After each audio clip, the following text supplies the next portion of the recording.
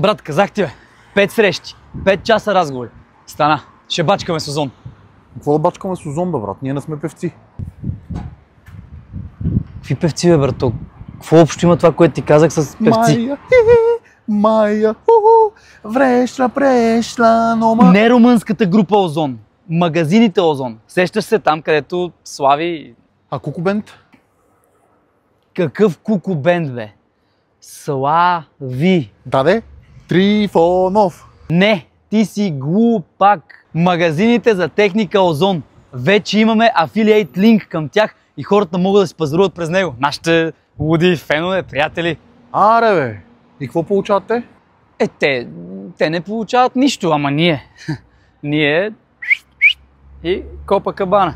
Айде да ходим в Озон.